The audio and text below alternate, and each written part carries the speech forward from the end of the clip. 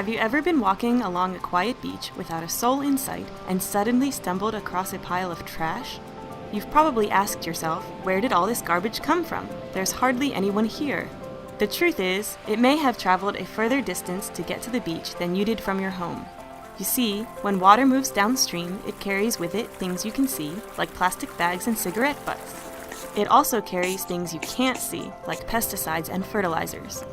Even though it's not as obvious as the trash, pesticides and fertilizers that get in the water can hurt the small animals and plants that live there. But I'm getting ahead of myself. To understand how these pollutants got to the beach, we need to know a little more about a thing we call a watershed. What is a watershed? Well, basically, a watershed is a geographic area that drains to a common water body, but it's so much more. Each watershed includes an ever-changing system of water bodies, such as streams, creeks, drinking water reservoirs, lakes, estuaries, bays, and in most of the watersheds in San Diego County, the Pacific Ocean. In San Diego County, we have 11 watersheds that drain west towards the Pacific Ocean. The waterways in these watersheds provide San Diego County residents with water for a multitude of uses, including our water supply for drinking and industry, irrigation for landscape and agriculture, support for wildlife and estuarine habitats, and recreational activities. Remember the trash on the beach? It was probably carried there through the streams and storm drain systems within the watershed. Ultimately, trash, pesticides, fertilizers, and even soil from erosion will reach our beaches, causing an unsightly and toxic mess for residents and wildlife. So wait, let's look at that again. The water in the ocean comes from the streams and creeks, and the streams and creeks pick up runoff from the land further upstream.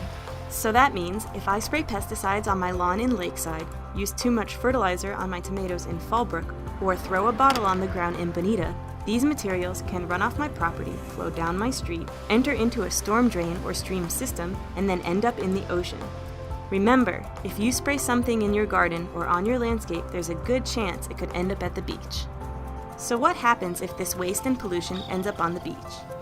Trash on the beach can not only dampen our fun, wildlife can become entangled in it or swallow it.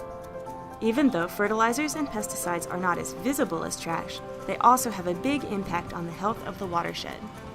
With more than 3 million people in San Diego County, can you imagine the amount of waste and other pollution going down our watersheds? You get the picture, and it's not a pretty one.